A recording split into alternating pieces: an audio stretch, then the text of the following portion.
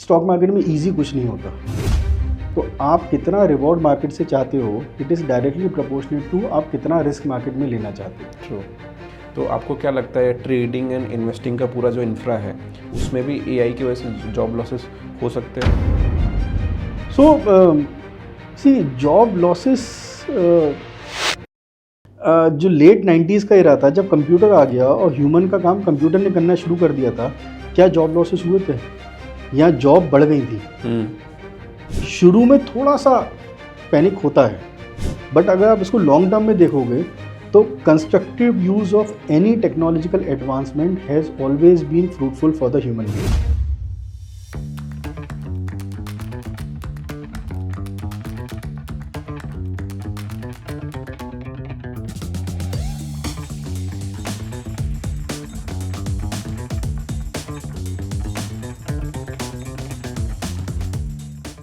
So welcome Ivor sir in our podcast show. सबसे पहले मेरा क्वेश्चन ये है कि आप कंप्यूटर इंजीनियर थे, राइट? एंड वहाँ से ऑप्शन ट्रेडर आप बने, तो ये शिफ्ट कैसे आया आपके लाइफ में? किक नहीं मिला सॉफ्टवेयर डेवलपमेंट की जॉब में। ओके।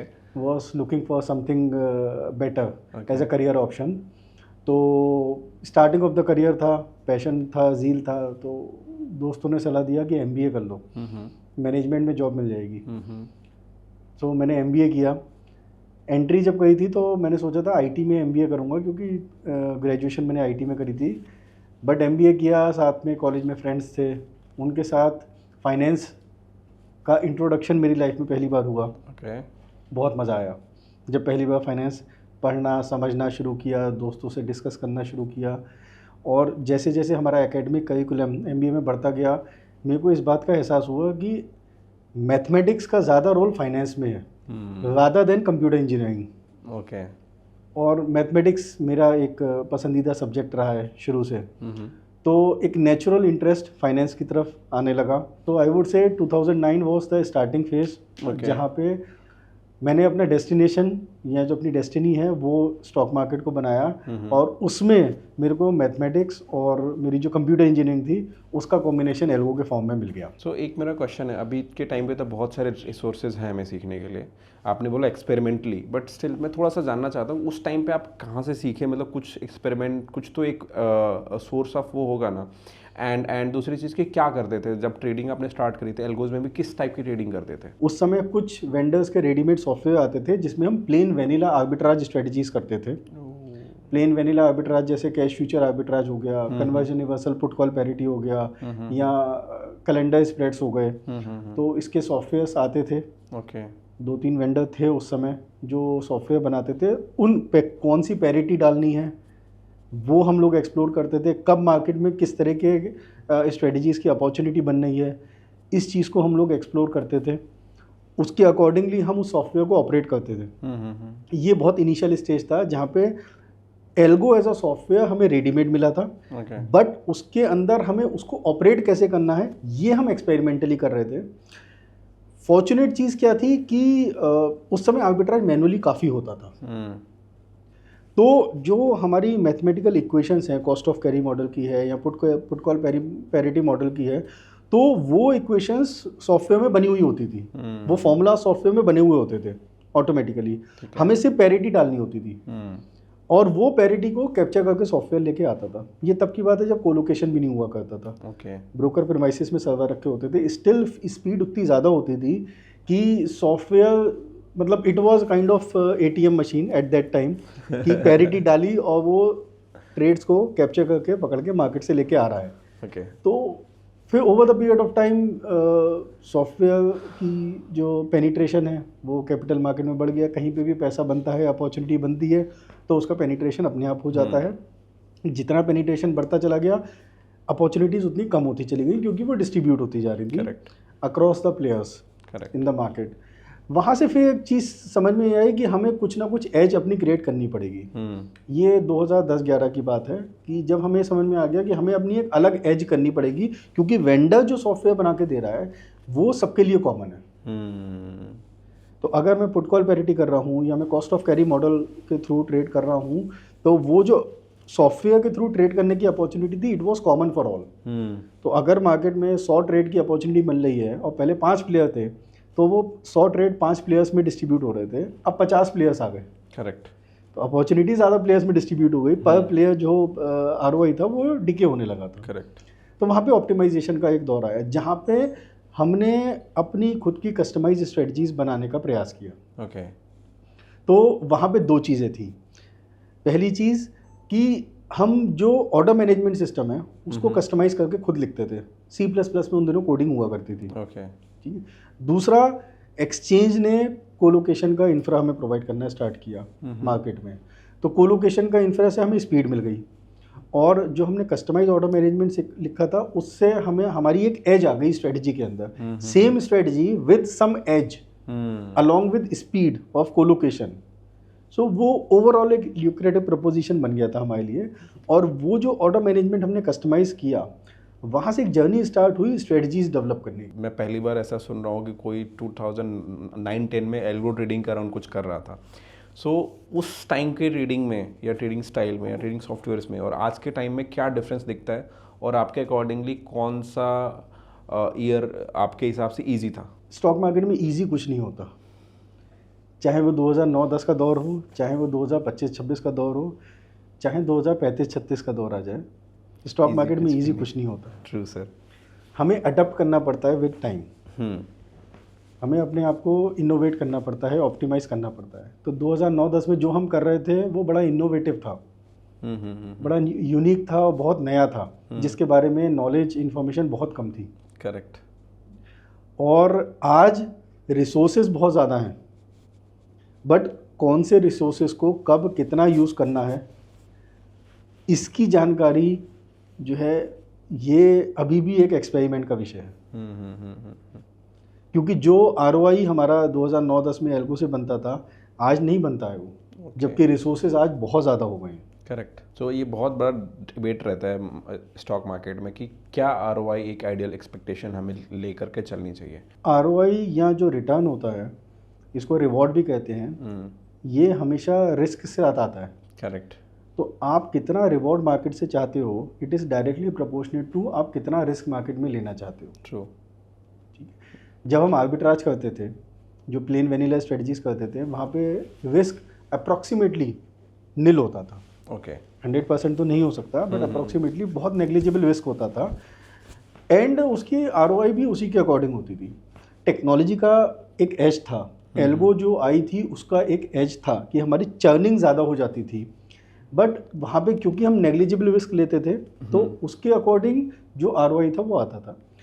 विद टाइम एक दौर चला है मार्केट में जहाँ पे अब हम जो है प्लेन वेनिला या रिस्क फ्री आर्बिट्राज से risky rule based disciplined trading की तरफ मूव किए हैं। यहाँ पे रिस्क को डिफाइन करना बहुत ज़रूरी हो गया है आज की तारीख में, क्योंकि अब वो प्लेन वेनिला आर्बिट्राज तो सस्टेन करता नहीं है मार्केट के अंदर। अब आप मार्केट में जब ट्रेड करते हो, आप रिस्क लेते हो और उसके प्रोपोर्शनेट में आपको रिवॉर्ड मिलता है। ठीक है। अब आप अगर मुझसे कहो कि ऑप्टिमल ROI क्या है, मार्केट में क्या होनी चाहिए, तो अगेन इंडिया विक्स अगर आपकी लेट अस सपोज 12 चल रही है, ठीक है, इसका एक इंडिकेशन या इंटरप्रिटेशन ये है कि मार्केट में 12% ऊपर और 12% नीचे एक साल में जाने की प्रोबेबिलिटी है।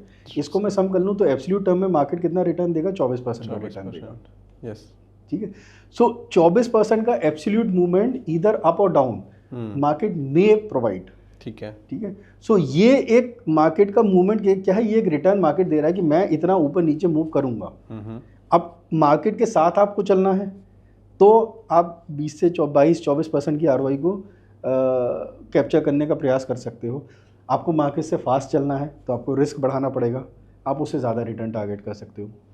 आपको रिस्क कम करना है, आपको वन डायरेक्शन मूवमेंट लेना है, तो आप 12% का रिटर्न भी टारगेट कर सकते हो। वहाँ पे रिस्क आपका, तो जितना जितना आप रिस्क बढ़ाते जाओगे, 12% से लेके 24% से लेके 40% आप रिस्क बढ़ाते जाओ, आपके एक्सपेक्टेड रिटर्न बढ़ते जाएंगे। बट यहाँ पे एक इम्पॉर्टेंट चीज़ ये है कि अगर आप हाई रिटर्न एक्सपेक्ट कर रहे हो against low risk, so it is not a fair expectation.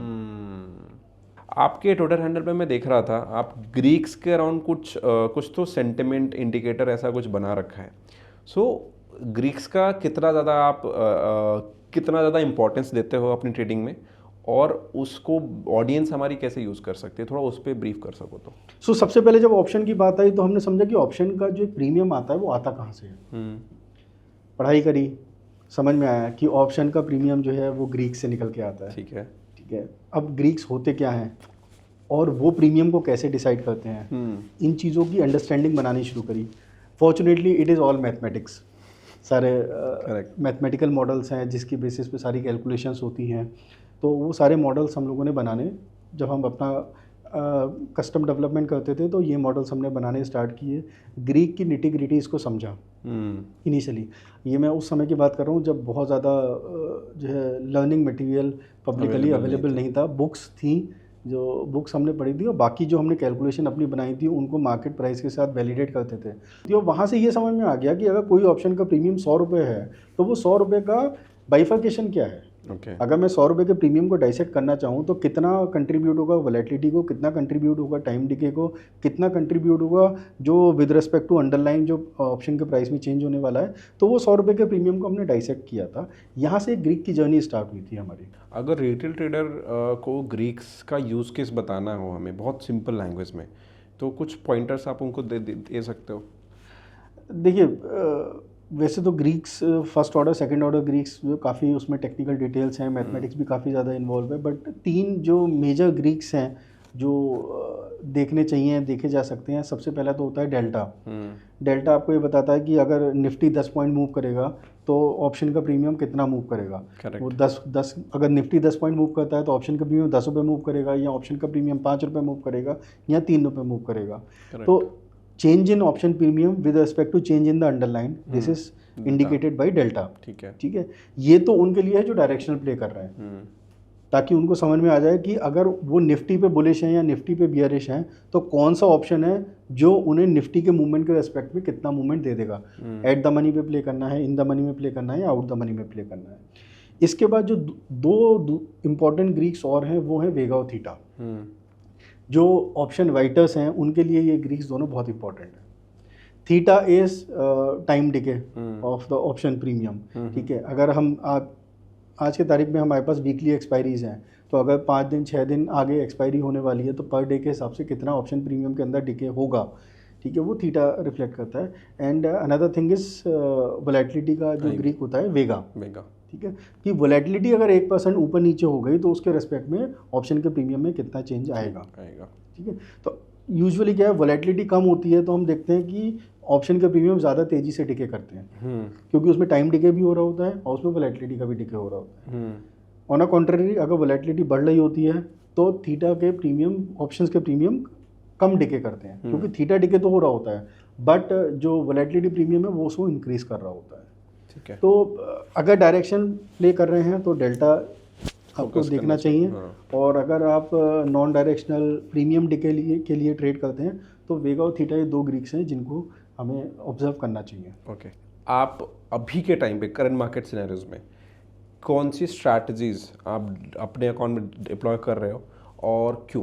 So majorly मैं जो हेज स्ट्रेटजीज होती हैं ऑप्शंस की, 2 ऑप्शन स्ट्रेटजी का एक यूनिवर्स है जिसमें अनलिमिटेड परमिटेशन कॉम्बिनेशन बन सकते हैं। बात है, बट कुछ सेट ऑफ स्ट्रेटजीज हैं, प्रैक्टिस की बात होती है, over the period of time हम उनको करते चले आ रहे हैं। तो हेज स्ट्रेटजीज जो होती हैं उन पे मेरा फोकस ज़्यादा रहता है। फॉर एग्जांपल मैं आपको बताऊं कि हम आयरन फ्लाइज करते हैं, आयरन कॉन्डोर्स करते हैं, या कॉन्डोर्स करते हैं, या कैलेंडर स्प्रेड्स करते हैं। तो ये कुछ एग्जांपल हैं स्ट्रेटजीज़ के जहाँ पे लिमिटेड रिस्क रिवॉर्ड होता है, उसको हम मार्केट सेंटीमेंट के अकॉर्डिंग प्ले करते हैं। ओके, सो अभी आज हमें क्या सिखाने वाले हैं आप? अब नेकेड ऑप्शन सेलिंग में क्या है कि आपका जो रिवॉर्ड है वो लिमिटेड है, बट रिस्क जो है वो अनलिमिटेड है। करेक्ट। इंट्राडे में आप काम करते हो तो आप कह सकते हो कि मैंने स्टॉप लॉस सिस्टम के अंदर लगा रखा है तो मेरा रिस्क डिफाइंड है। ठीक है, बट अगर आप पोजिशनल काम कर रहे हो तो वहाँ पे आप एक अनलिमिटेड रिस्क के लिए एक्सपोज हो। और जो डिके होता है वो सिर्फ 6.5 आवर्स के ट्रेडिंग सेशन में नहीं होता, ओवरनाइट भी ऑप्शन में डिके होता है। करेक्ट। तो अगर आप नॉन डायरेक्शनल ट्रेडर हो, आपकी इच्छा होगी कि आप जो ओवरनाइट डिके हो रहा है उसको भी कैप्चर करो और जो इंट्राडे डिके हो रहा है उसको भी कैप्चर करो।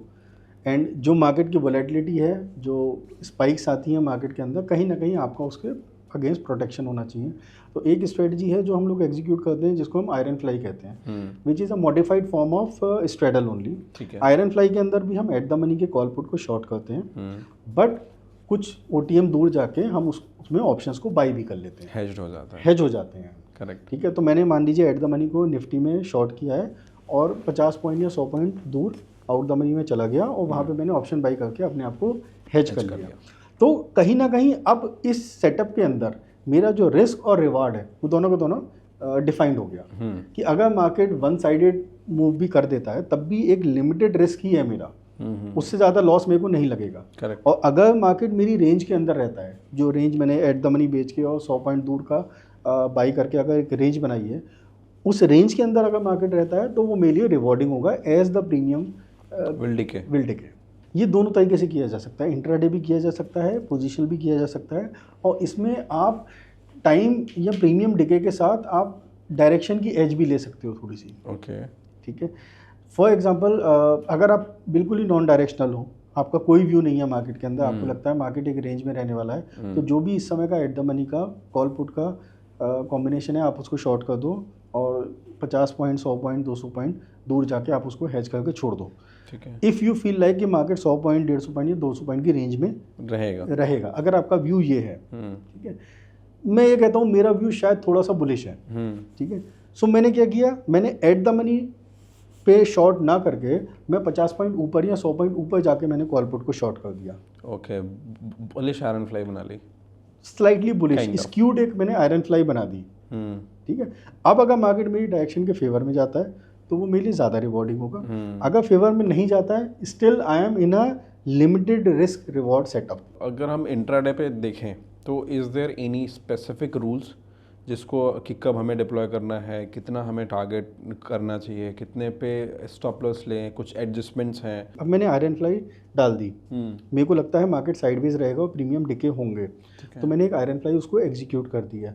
अब ये व्यू चेंज भी हो सकता है, जो साइडवेज का मैंने बनाया था मार्केट में हो सकता है ब्रेकआउट आ जाए।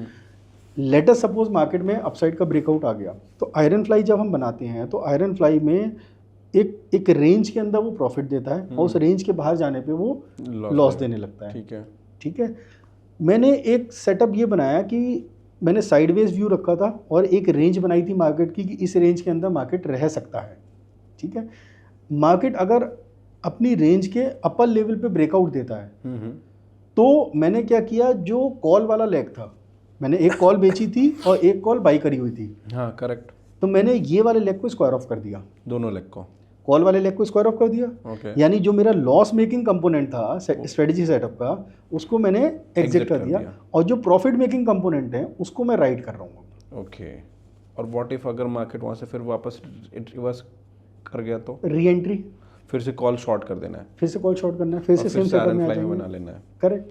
अब ये यूजुअली क्योंकि हम ऑप्शंस के अंदर जब करते हैं तो हमें प्रीमियम का डिके मोमेंटम के साथ साथ मिल रहा होता है।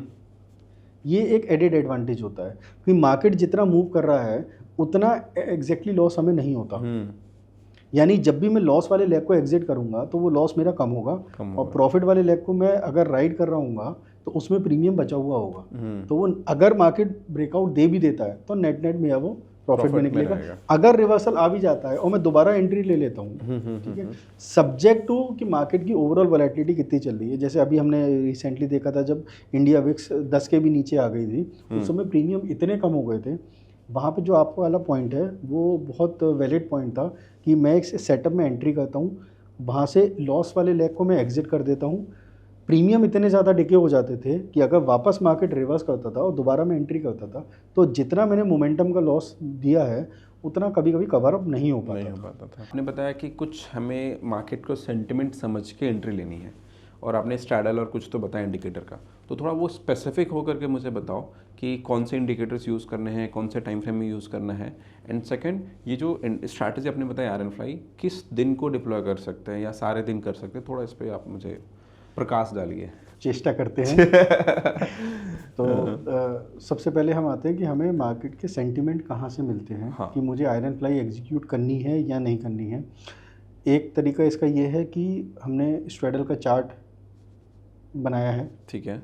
और स्ट्रेडल के चार्ट पे हमने कुछ इंडिकेटर्स लगा दिए, जैसे एक इंडिकेटर है वीवैप, volume weighted average price, perfect, या सिंपल मूविंग एवरेज हमने लगा दिया।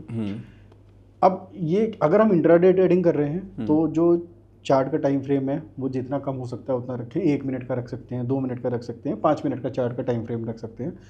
उस चार्ट के ऊपर हमने वीवैप या सिंपल मूविंग एवरेज लगा दिया। ठीक है।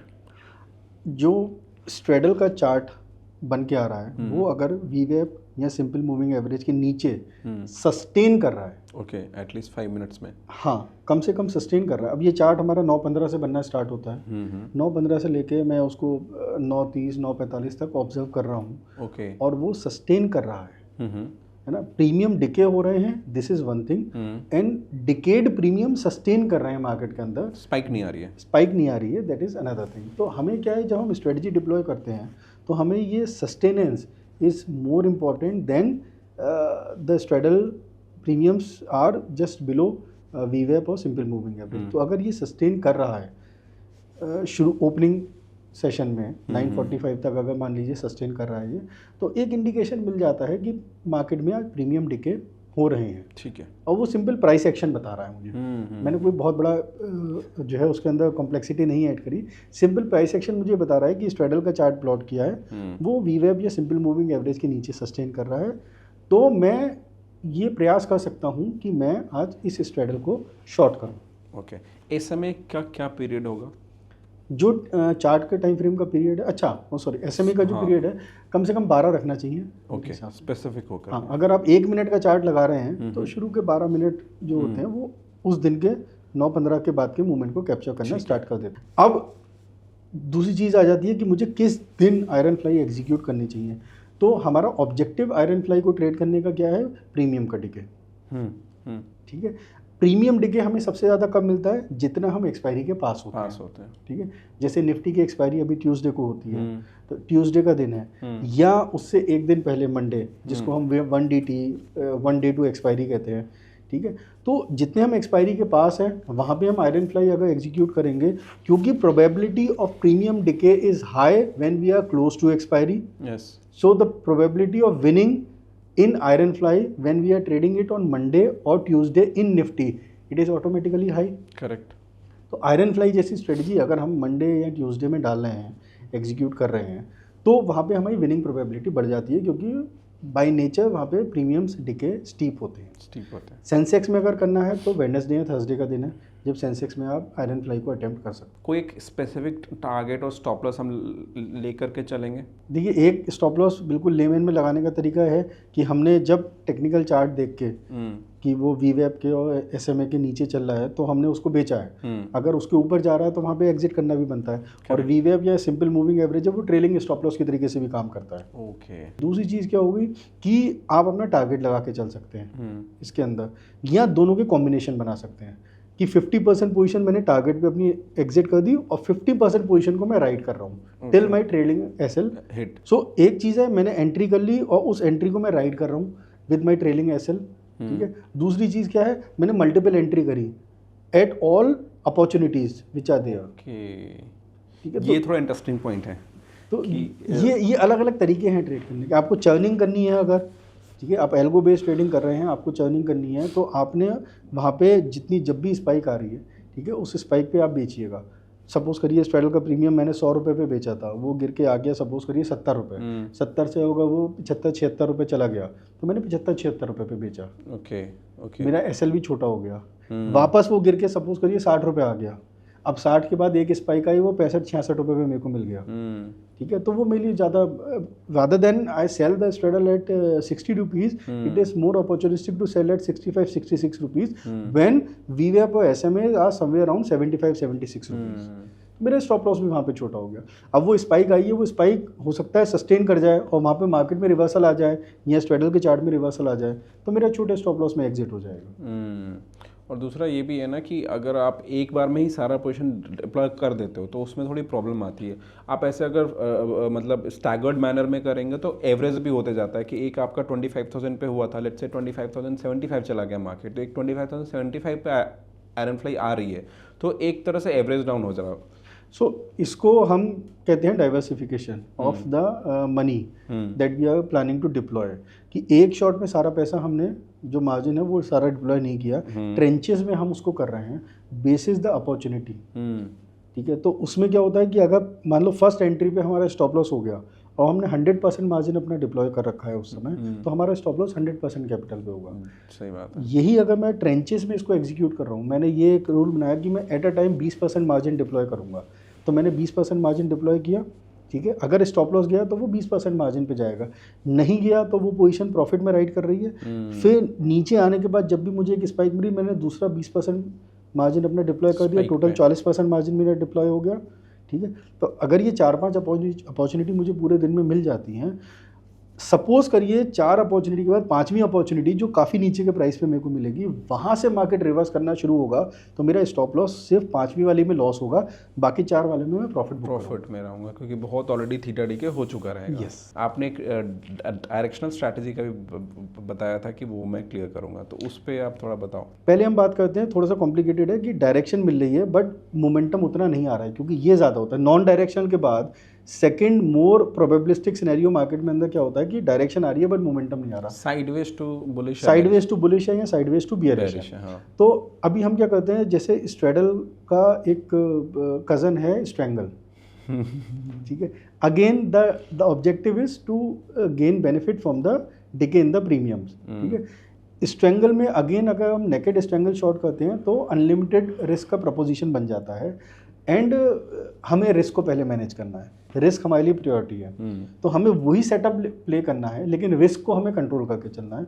तो मैंने क्या किया, एक आयरन कॉन्डोर करके, जैसे आयरन फ्लाई है इसी तरीके से आयरन कॉन्डोर एक सेटअप होता है, वहाँ पे मैं स्ट्रैंगल को ही शॉर्ट कर रहा हूँ, बट और दूर के मैंने ऑप्शंस को बाई भी कर लिया, हेज कर लिया उसको, हेज कर लिया। तो अब मेरा अनलिमिटेड रिस्क का जो प्रपोजिशन था वो खत्म हो गया और रेंज मेरे को बड़ी मिल गई।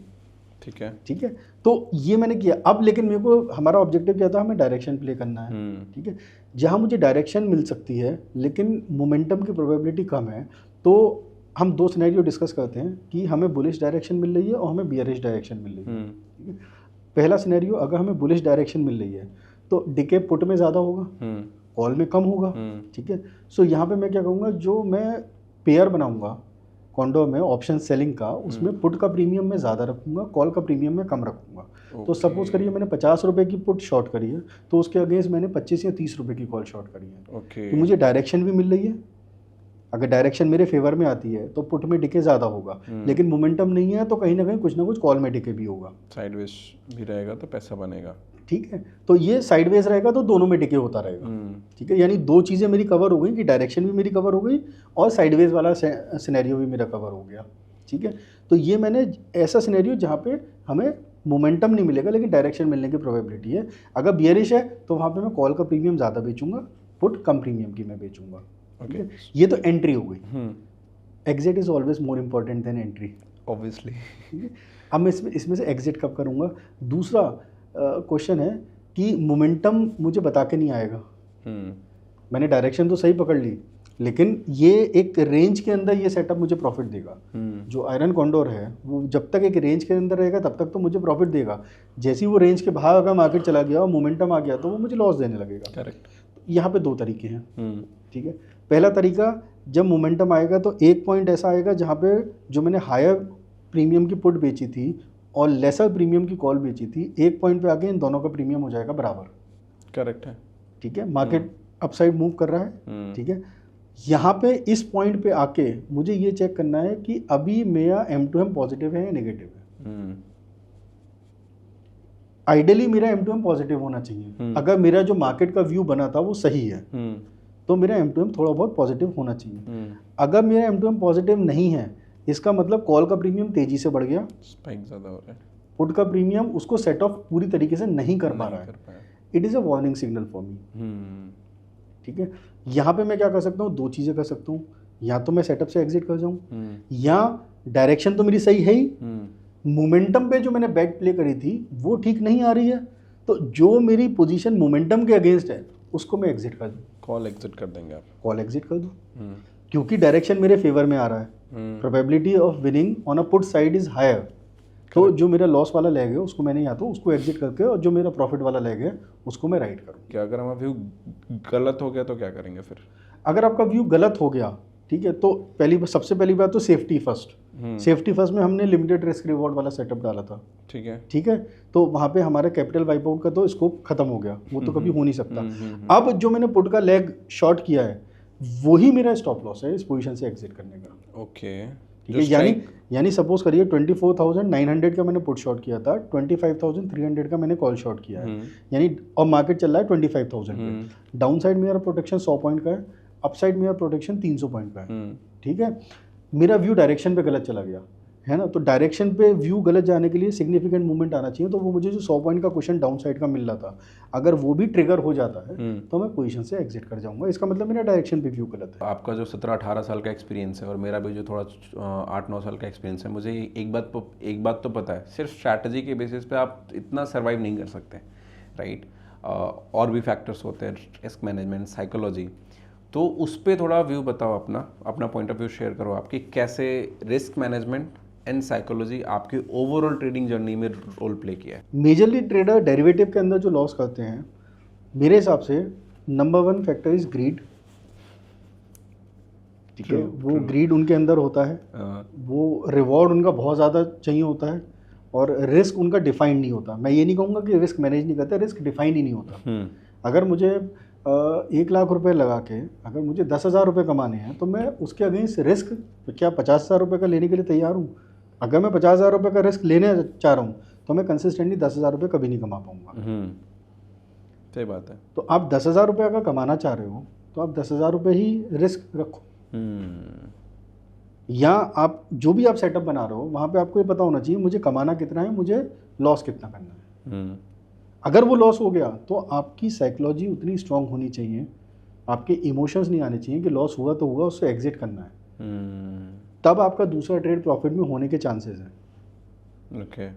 जितने छोटे छोटे लॉसेस करोगे उतने आपके number of trade next trade करने की अपॉर्चुनिटी रहेगी। आपने जितने बड़े बड़े लॉस के ट्रेड कर दिए, आपका सर्वाइवल पे क्वेश्चन हो जाएगा। आप सर्वाइव नहीं कर पाओगे क्योंकि कैपिटल खत्म हो जाएगा। सही बात है। 2 अप्रोचेस हैं। पहली अप्रोच ये है कि क्या मुझे एक ट्रेड में 100 रुपये कमाने हैं अगेंस्ट अनडिफाइंड रिस्क, या क्या मुझे 10 ट्रेड में 10-10 रुपये कमाने हैं अगेंस्ट अ डिफाइंड रिस्क। ये 2 अप्रोचेस हैं। आप कौन सी फॉलो करना चाहते हो? बात सिर्फ ये है कि 100 हो सकता है पहले वाली अप्रोच में आपने पहले ही ट्रेड में 100 रुपये कमा लिए, ठीक है, then it nothing can be better than this. दूसरी अप्रोच में आप 10-10 रुपये कमा के 100 रुपये कमा रहे हो। 2 सिनेरियो में दोनों में आपने 100 रुपये कमाए, अज्यूमिंग कि पहला ट्रेड लकी हुआ हमारा, हमने पहले ट्रेड में 100 रुपये कमा लिए।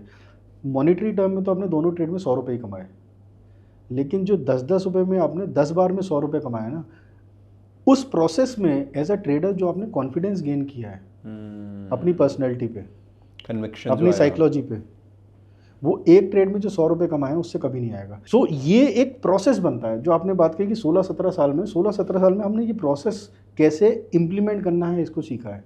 ग्रीड को हटाना है अपनी ट्रेडिंग से, इमोशंस को हटाना है अपनी ट्रेडिंग में, जितना ज़्यादा हो सकता है साइंटिफिक अप्रोच अडॉप्ट करनी है, जितना ज़्यादा हो सकता है रिस्क को अपना प्रॉपर्ली डिफाइन करके चलना है। और 5वीं सबसे इम्पॉर्टेंट बात है, हर समय दिमाग में होना चाहिए कि मुझे मार्केट में सर्वाइव करना है। अगर मैं सर्वाइव कर गया तो मैं पैसे बना के ले जाऊंगा। सो स्ट्रेटजी आपको पैसा नहीं देती है, स्ट्रेटजी का रिस्क मैनेजमेंट आपको पैसा देता है। अब थोड़ा सा ना, अभी जो मॉडर्न डेज ट्रेडिंग हुई है, एआई, एल्गोज, थोड़ा उस पर डिस्कस करते हैं। सो एआई ने कैसे, आप मतलब 2009 में भी आपने ट्रेड करा हुआ है, राइट, और अभी भी आप ट्रेड कर रहे हो, बहुत बड़े साइज पे ट्रेड कर रहे हो, राइट। सो एआई कैसे हेल्प करती है आपकी ट्रेडिंग में आज के टाइम पे? ठीक है, इसी तरीके से AI is constructive technological restructuring, okay, that is going to happen. और मेरा अपना पर्सनल व्यू ये है, मैं इसको एक एरा के फॉर्म में देखता हूँ। एक लेट 90s से पहले का एरा था जब कंप्यूटर्स नहीं हुआ करते थे और सारा का सारा काम कागज़ों पे हुआ करता था, मैनुअली हुआ करता था और टाइम लगता था। मैं आपको एक बड़ा इंटरेस्टिंग बात बताता हूँ। जो हमने स्टार्टिंग में जब हमने स्ट्रेटजी बैक टेस्ट करने का प्रोसेस स्टार्ट किया था, तो हम हिस्टोरिकल डेटा को प्रिंट आउट निकालते थे और उस पे हम पेंसिल लेके बैठते थे और उस पे रूल्स करके और जो हमारी एंट्री एग्जिट हुई है हाथ से लिखते रहते थे। एक ज़माने मैंने एक बुक भी पढ़ी हुई है जहाँ पे टेक्निकल चार्ट जिसने हाथ से बनाए हुए हैं, वो एक बुक की कॉपी मेरे को मिली थी, तो मैंने 2009 में पढ़ी थी। तो टेक्निकल चार्टिंग भी कभी हाथ से हुआ करती थी। आज की तारीख में अनइमेजिनेबल है कि किसी को बोलो टेक्निकल चार्ट आप हाथ से बना दो ग्राफ पेपर को यूज़ करके, सारे सॉफ्टवेयर अवेलेबल है, क्यों बनाना है। तो लेट 90s में जो एक कंप्यूटर का एरा आया था, उसने पूरा का पूरा across the industries dynamics change कर दी थी और प्रोडक्टिविटी इन्हेंस हुई थी। ऐसे ही मुझे लगता है ये आर्टिफिशियल इंटेलिजेंस है। जो कोड बनाने में मुझे पहले 6 घंटे लगते थे, वो कोड आज मेरा आधे घंटे में बनकर तैयार हो जाता है। और जो मैं मैनुअली बनाता था वो उससे बेटर बना के देता है। ओके। तो constructive utilization of artificial intelligence in any domain including trading will lead to more optimal productivity. तो इसको अडॉप्ट करने की कोशिश करनी चाहिए। ये हमारे जो रूटीन टास्क है उसको बहुत इजी बना सकता है और हमारी जो प्रोडक्टिविटी है उसको इन्हेंस कर सकता है, एज वेल एज हमारी इंटेलेक्चुअल कैपिटल इंक्रीज करने में बहुत हेल्प करता है। ठीक है। मेरे को एक अगर मैं डेटा पहले खुद एनालाइज करता था, तो अभी भी जो पाइथन में हम प्रोग्रामिंग करते हैं तो डेटा एनालाइज करने में मुझे अभी भी 2-3 दिन लग जाते थे। वो डेटा अगर मैं एआई को देता हूँ तो मेरा काम जो है आधे दिन में कंप्लीट हो जाता है। तो मेरी जो प्रोडक्टिविटी है with the help of this technological advancement in the form of artificial intelligence, it has improved and I believe across the industries and over the period of time it is gonna be very constructive. Okay, so थोड़े से कुछ AI के नाम हमें भी बता दो कि जो आप यूज़ करते हो, थोड़ा स्पेसिफिक हो करके कि किन चीज़ों के लिए यूज़ करते हो आप इन। मेजरली मैं एआई का यूज़ जैसे क्लॉड है या थोड़ा बहुत चैट जीपीटी का भी यूज़ करता हूँ। तो मेजरली मैं इसका यूज़ करता हूँ जो कोडिंग मेरी होती है एल्गोस की, उसको राइट करने के लिए, और जो डेटा एनालिटिक्स होता है। जैसे मैं फॉर एग्जांपल देता हूँ, अभी आपको मैंने जो है ना पिछले 10 यूनियन बजट का डेटा एआई को दिया और मैंने उनसे बोला कि मुझे इसमें ट्रेडिंग अपॉर्चुनिटी ढूंढ के दो। स्पेसिफिक्स मैंने उनको कमांड दी थी अबाउट द डेटा। तो ऐसी ऑब्जर्वेशन जो शायद मैनुअली पिछले 10 साल के डेटा पे फिगर आउट करना मैनुअली मेरे लिए थोड़ा डिफिकल्ट होता, वो एआई ने कुछ फ्रैक्शन ऑफ सेकंड में मेरे को एक्सप्लोर करके दे दी। Then all the observations are subject to validation. I am not saying कि एआई जो कर रहा है, कह रहा है, जो रिकमेंडेशन दे रहा है वो आप डायरेक्टली मार्केट में जाके एग्जीक्यूट कर दो। It should not be like this. वो आपकी हेल्प कर रहा है, आप उसके आउटपुट को वैलिडेट करो। सो अभी जैसे आईटी सेक्टर में अब देख रहे हो बहुत ज़्यादा प्रेशर में आईटी सेक्टर, ठीक है, एआई की वजह से कि जॉब लॉसेस बहुत ज़्यादा हो सकते हैं। तो आपको क्या लगता है ट्रेडिंग एंड इन्वेस्टिंग का पूरा जो इंफ्रा है उसमें भी एआई की वजह से जॉब लॉसेस हो सकते हैं? सो सी जॉब लॉसेस अगेन जो लेट 90s का एरा था, जब कंप्यूटर आ गया और ह्यूमन का काम कंप्यूटर ने करना शुरू कर दिया था, क्या जॉब लॉसेस हुए थे या जॉब बढ़ गई थी? सो जब भी कोई रिस्ट्रक्चरिंग का प्रोसेस चलता है over the period of time, शुरू में थोड़ा सा पैनिक होता है, बट अगर आप इसको लॉन्ग टर्म में देखोगे तो constructive use of any technological advancement has always been fruitful for the human being. Okay. तो अगर मैं लॉन्ग टर्म की बात करूं तो जो हमारी प्रोडक्टिविटी बढ़ने वाली है with the constructive use of artificial intelligence, it is unimaginable at this point of time. और वो जब प्रोडक्टिविटी बढ़ेगी it is for the human being, वो सबको ही फायदा करके जाएगी। करेक्ट, जैसे अभी आपको कर रही है क्लॉड एआई के थ्रू आप कर पा रहे हो। नहीं सर, बहुत अच्छा लगा आपसे बात करके एंड मुझे बहुत कुछ सीखने को मिला। राइट, अभी मैं एआई बहुत कम यूज़ करता हूँ अपने ट्रेडिंग में, बट आई एम श्योर कि मैं करने वाला हूँ।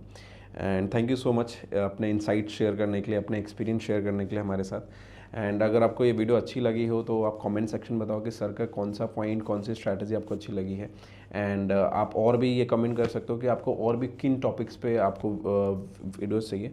सो या सर कुछ आखिरी वर्ड आप कहना चाहते हो अपने ऑडियंस को, या जो ट्रेडिंग कर रहे हैं या जो स्टार्ट करना चाहते हैं? जो ट्रेडिंग कर रहे हैं या जो स्टार्ट करना चाह रहे हैं, स्पेशली जो यंग हमारे ट्रेडर्स हैं, मैं उनसे यही कहूँगा कि focus more on learning rather than making money from the market. आप लर्निंग करोगे, जो प्रॉफिटेबिलिटी है वो एक बाई प्रोडक्ट बनेगा आपका। तो लर्निंग पे फोकस करो, सीखो चीज़ों को, आप निटी ग्रिटीज़ में जाओ। बहुत आज की तारीख में फॉर्चुनेटली बहुत सारे टूल्स अवेलेबल हैं, बहुत सारे रिसोर्सेज अवेलेबल हैं, बहुत सारा नॉलेज का मटेरियल अवेलेबल है। आप अपनी अपनी कैपेसिटी, अपने इंटेलेक्ट के हिसाब से उसको अडॉप्ट करो, उसको लर्न करो। लर्न करने के बाद आप उसे मार्केट में एग्जीक्यूट करो। किसी के रिकमेंडेशन पे या किसी के सजेशन पे डायरेक्टली अपने हार्ड अर्न मनी को मार्केट में मत उतारो। लर्निंग करो। लर्निंग करने के बाद अगर आप जो प्रॉफिटेबिलिटी बनाओगे, कम बनाओ या ज़्यादा बनाओ प्रॉफिट, वो मैटर नहीं करता, बट कंसिस्टेंट प्रॉफिट छोटा छोटा भी बनाओगे, वो जो आपकी एक एज अ ट्रेडर पर्सनैलिटी की ग्रूमिंग करेगा, nothing can be better than this. So yeah thank you so much sir इतना टाइम देने के लिए, and it's an honour for me कि मैं आपका पॉडकास्ट ले पाया। Thank you so much sir. Thank you for having me and hope audience को कुछ इसमें से टेक अवेज मिलेंगे और उनके लिए फ़ायदेमंद होगा। Sure. Thanks once again. Thank you.